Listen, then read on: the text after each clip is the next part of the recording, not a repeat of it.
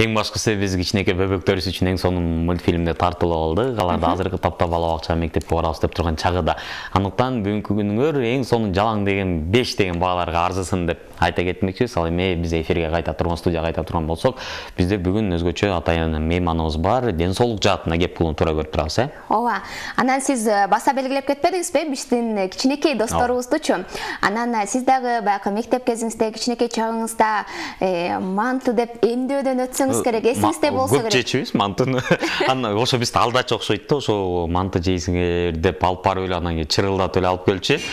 Мына дал ушул жаатта негизи ошол мектепте бир атайын бир класста болот да, биринчи класс, анан 3-4-дө бөлүнө, ошого мындай эсте жок, бирок 16 жашта точно алган, билем да, анычы. Ал эсимде. Анда ыйлаган эмессиз, Анда деле ыйласаңыз керек. Азыр деле ийнеден корком биз.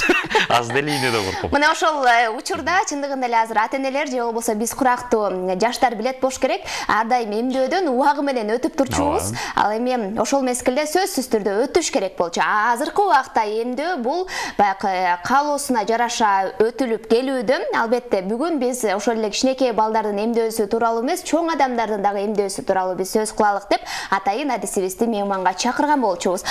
Тааныштырып Республикалык эмдөө борборунун эпидемиолог дарыгери Кыргызбаев Азим агайыбыз бизде мейманда. Саламатсызбы агай? Саламатсызбы, кутмандыгыңыз менен.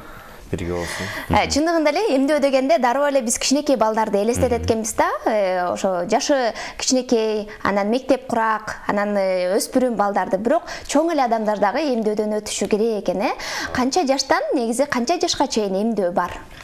Негизи эмдөө төрөлгөндөн баштап 56 жашка чейин эмдөө бар. Бул төрөлгөндө 24 сааттын аралыгында жазылат, жана 2,5 айында, 3,5, 5 айында, 1 жашында, 6 жашында, жана силер айтып атпайсызбы мектеп курган 6 жашында жазылгандар, 11 жашында, 16 жашында. Анан 16 жаштан баштап уже ар бир 10 жыл сайын эмдөө өтүш керек. 16, 26, 36, 46, 56 деп. Көбүнчөсү ушу бизде чоң адамдар ошону унутуп коет, ошо 16 жаштан кийин эле унутуп коюшат да. 26-ны да албай калат, 36-ны да албай калышат. Бунун себеби деген азырда бизде внутренний, анан внешний миграция деп коет эмеспи, ички жасыртуу миграцияга да байланыштуу. Жана көбүнчөсү дагы мурун мисалы мындай болчу да. Жумуш ким каякта иштесе ошол жерден барып жанагы медосмотр өтүшчү, ошол жерден карап туруп эле эмдөө жасап коюшчу. Азыр андай жок. Ошого байланыштуу дагы көбүнчө биздин чоң адамдар албай келет да. Ооба. Анан бул эмдөө кайсы ооруларга каршы жүргүзүлөт? Бул биринчиден баштаганда эле биз гепатит Б-га каршы эмдейбиз. Бул жаңы төрөлгөндө жана туберкулезго, бул туберкулез десе бул туберкулездин бардык түрүн эмес, бул диссеминированный деп коебуз, ошол түрүндө кылат. Жана көк чөтөлгө бул коклюш, кептөр, дифтерияга, столбняка, көр деп коебуз, кызамыкка, паротитке, свинка деп урушат го көбүнчө. Ошого каршы эмдейбиз. Жана биз 2019-жылы жаңы эмдөө киргиздик. Бул ротавируска каршы. Ротавирус дегенде бул ич өткөк да, именно бул ротавирус аркылуу чакырыла турчу ич өткөккө каршы жаңы эмдөөнү киргиздик. Бул менен дүйнө жүзүндө 5 жашка чейинки балдарда аябай көп оорушат, жана летальный исход деп коет эмеспи. Ошолор да аябай көп болот, бул 5 жашка чейинки балдардын арасында. Анан агай мындай айтып калдыңыз, биз мисалы жаңы эмдөө коштук деп атайын бир оорунун түрүн деп. Чындыгында эле баягы оорулар жаңыланган сайын, жашарган сайын кошулуп турабы эмдөө учуруна, Жок, биз мындай да, бизде деген иммунопрофилактика деген программа бар, жанагы ден соолук боюнча дагы программалар бар, закондор бар. Биз ошого ылайык биз бул эмдөөнү киргиздик. Бул именно бул кишечный инфекцияларга каршы депчи. Анткени азыр дүйнө жүзүндө жана Кыргызстанда мисалы көп эле жерде суу кирген эмес да, көбүнчөсү арыктан ичишет мисалы. Андайлар бар бизде. Ошо көбүнчө ошо арыктан ичип, кишечный инфекциялар жугускандар бар. Биз ошолорго да каршы ушул эмдөөнү киргиздик да.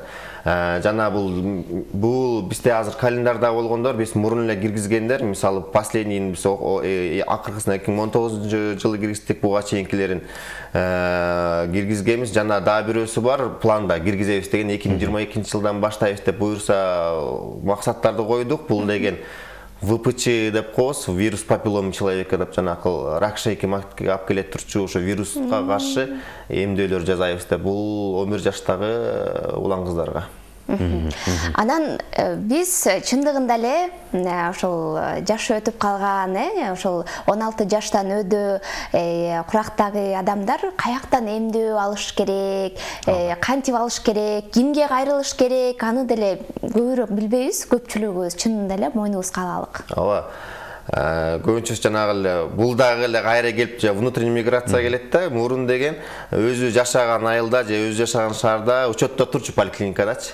Анан кандайдыр бир абал менен себептер менен болуп башка жерге, башка шаарга көчүп барышат да, ошол жерден да биз мынтип коебуз, по фактическому месту проживания деп коебуз. Фактически каяка жашаса ошол жака барып поликлиника учетко туруш керек. Бул учетко туруу бекер болот жана ошол жерден эмдөө алуу дагы бекер болот. Көбүнчөбүз аны билбейбиз, көбүнчөсү мындай ошол жерде калды бүттү, мурунку жашаган жеринде калды деген моюнча эле жүрүшөт да. Көбүнчөсү бизге да чалып алып сурашат, жана биз жанагы социалдык сеттерде да барбыз, көбүнчөсү бизге жазышат, эмне болду, кандай кылып эмдөө алабыз депчи. Бул канча сом турат, ким бизди алат, албай коебу, же тияктан барып учеттон чыгып жанакы паспорт менен эметкен учеттон чыгып келип мындай волокитасы көп го бияка келип деген. Ошол жакта да ойлонушат да, бул андай эмес да. Ким каяка жашап калса, мисалы 6 ай жашай, 1 ай жашай, ошол поликлиникага барып учетко турса болот. Туруш керек. Ошол участогуна, ошол участокко кайсы жака жакын болсо ошол участокко барып туруш керек. Бул жалгыз эле эмдөө эмес, бул деген көбүнчө жанакы жаш адамдар дагы бар, үйлөнгөндөр дагы, алар дагы үйлөнгөндөн кийин ошол участокко барып, участокко туруп коюш керек. Жана боюнда болгон кезде дагы башынан баштап бул көзөмөлдө болот. Көзөмөлдө болуш керек да. Көбүнчөбүз аны билбейт да. Ооба. Анан чындыгында эле айтып калдыңыз, бул бекер депчи. Анан кээ бир маалыматтарга таянсак, баягы негизи учету жокторго мүмкүн акча алынабы, учету барларга бекерби? Бул акчасындагы, каражатында айта кетсеңиз. Жок, же бардык жерде эле бекер? Бул бардык жерлерде бекер. Бул жашына да карабайт, ким каяка жашайт экенине да карабайт, бул бекер болот. Жана көбүнчөсү дагы бизге айтышат, көбүнчөсү мен российский гражданством, казакстанский гражданством бар, мен алсам канча сом болот деп, бул дагы бекер. Биз алып келген эмдөөнүн баары бекер болуп эсептелинет. Бирок бекер деген менен көбүнчөсү коркушат да, бул бекер алып келип атасыңар, бунун баары тең туура эмес болбогон эле болсо керек. Андайлар көп, бирок биз деген буну бекер биздин жарандарга тараткан эмес, эмдөгөнүбүз менен биз буга жылына республиканский бюджеттен биз 100 миллиондон ашык каражат бөлүнөт буга. Анан келиңиз. Анан ошол жерден мынакей мейманыбыз айта кетесиз, эгерде калп айтпасам, ушу күз айларында бир атайын масштабдуу эмдөө жүрдү эле Кыргыз жергесиндечи. Атайын бир ушул күз айларында сезондук оору деп коебузбу, сасык тумоо сыяктуу ооруларга каршы дагы ошондой дагы бүгүнкү күндө жыйынтыкталды ошол нерселер.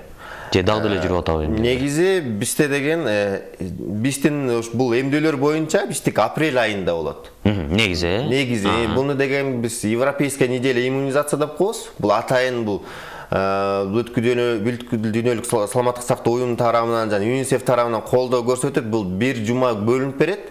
Ошо бир жуманын ичинде мисалы жана мигранттар албай калат, отпайсыз, улгаган кишилер албай калат, жана көчүп кеткендердин баары албай калат. Биз ошолордун баарын тең тактап список менен анан барып эмдейбиз. Бул атайын ушундай масштабный өтө турчу жарманке деп койсок дагы болот. Бул дүйнө жүзү боюнча өтөт бул. Сиз айтып аткан жана күзүндө дегендер бул деген сезондук гриппке каршы болсо керек да.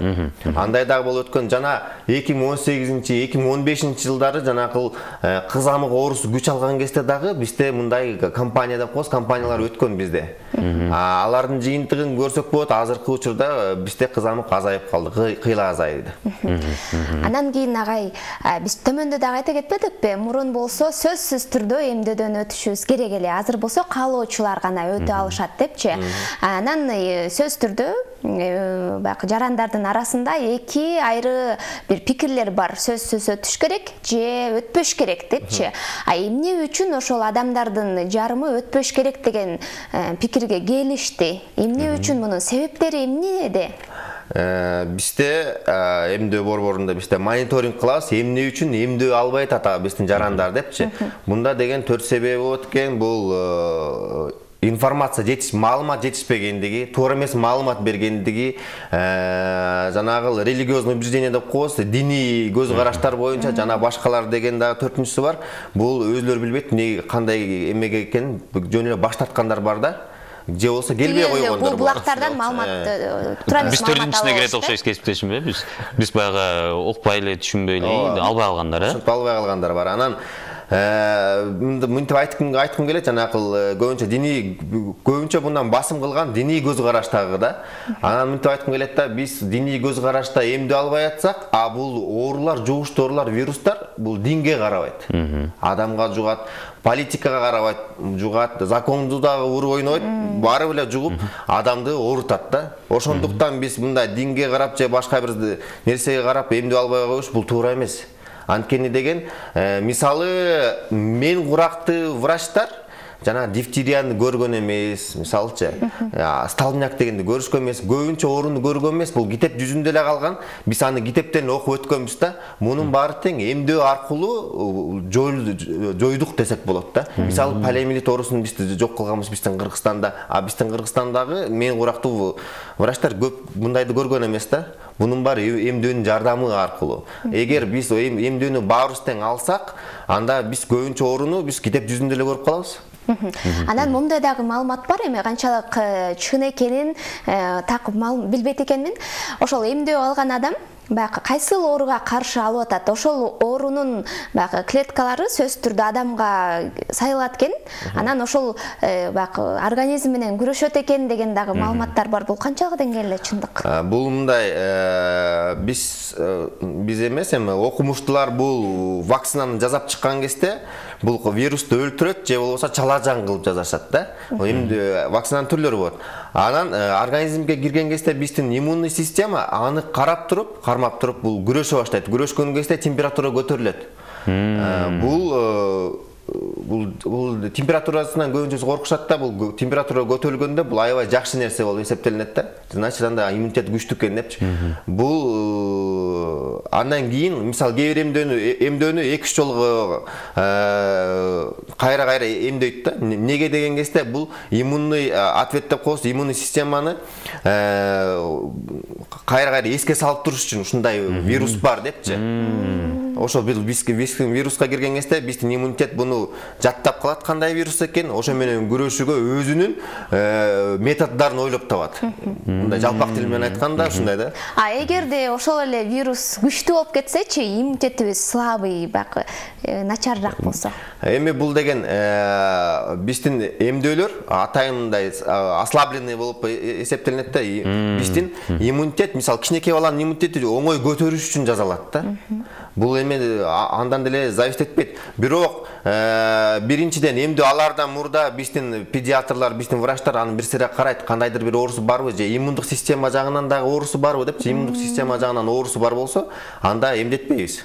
Чындыгында эле ушул жерден сурайм, мисалы, кесиптешим айткандай туура эле, мисалы, эмдөөдөн өткөндөрдү байкап калса көздөр айтып коет го, биздеги 1-2 күн температура болду экен. Кичинекей бөбөктөрдү эле байкап калат, түнү менен ыйлап байкуштар температурада. Анан ошол учурда, мисалы, ушул эмдөө кимдерге сунушталбайт?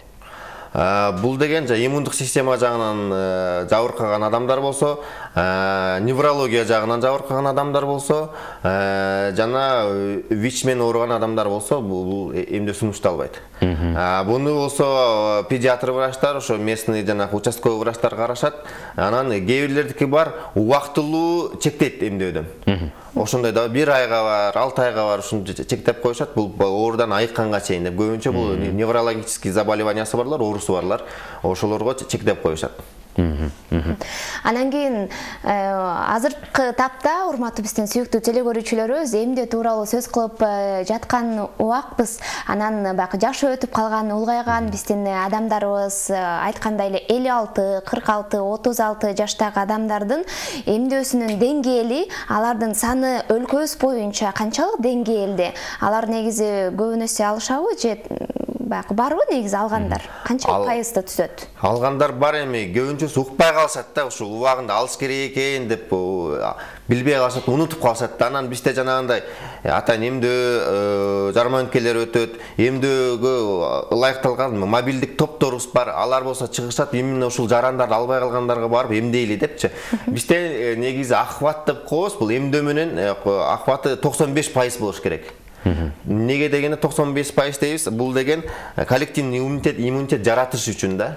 5% адамдарды биз болсо жанакыл ден соолугуна байланыштуу албай калды дегендер деп эсептейбиз. 95% алсак биз коллективный иммунитет жаратабыз. Ошондо бул 5%бизди биз коргой алабыз. Бир оорудан, кандайдыр бир оорудан коргой алабыз. Ана ошондуктан биздин мобилдик топторубуз бар. Бул жанагындай жарманкелердин учурунда биз ушул албай калган жарандарды камтып алабыз. Бизде мобилдик топтор бул республика боюнча 65 мобилдик тобубуз бар. Булар болсо деген ай сайын чыгышып, бир жума иштеп, ушул именно албай калган контингентти карап эмдеп чыгышат. Демек булар баягы жерлерде бизде республиканын жерлерде кээ бир жерлерде медпункттары жок да, кээ бир айылдарда ошол жактарга чейин жөнөтүп Ооба, туура айтасыз, ошол жактарга чейин барат. Жана көбүнчөсү жайкы малда, биздики эми мал чарбада Кыргызстандачы, анан тоого чыгып кетишет. Тоого чыгып кетишет, мисалы апрель-марттан баштап чыгып кетишсе, ошо менен күзүндө келишет. Ошол малда дагы балдар дагы албай калат. Ошол жакка чейин тигил машина жүрбөгөн жакка чейин барып эмдеп келишет биздин бул медиктер. Атайын жабдуулары бар, ошондойго ылайыкталган, биздин термосумкаларыбыз бар. Бул вакцина бузулбай тургудай кылып, ошону апарып жайлоого чейин барып эмдеп келишет. Анан мисалы айталык, мисалы январь айында бир адам 26 жашка чыкты дейлик. Ал качан алыш керек? Мисалы анын туулган күнүнөн кийин алыш керекпи же? Өзүңүзгө болжолдоп атасыз окшойт. Мен убагым өтүп кетиптир, бирок ушунун убактысы кандай болот? Мисалы кээ бирөөнүн туулган күнү январь болсо, кээ бирөөнүкү декабрда. Бул мисалы 26-га чыккан ровно ошондо барып алыш керек деген, негизи ровно алыш керек. Бирок 6 айдын ичинде алсаңыз болот. Кээ бирлер айтат 26-дан мен өтүп кеткем, 27-ден же 28-ден мен эмне кылам дегендер бар. 29-дан эмне кылам дегендер бар. Эч бир коркпой эле барып ала берсеңиздер болот. Барып алып коюш керек. Андан кийин 36 жашыңыздарда аласыз. Анткени ортодо 10 жыл бар да, 5 жылдын аралыгында барып алып койсоңуздар болот. Бирок анан 5 жылдын аралыгында алсам болот экен деп унутуп жүрө бербеш керек. Убагында алыш керек да. Жок, биз унутуп коюп эле биз 4-чү катмарына киресиз. Бөлүп бергендер, мисалы мен 16 жашымда алып турмун, ошол боюнча азыр ойлоп көрсөм так эсте жок. Демек алган эмес экен.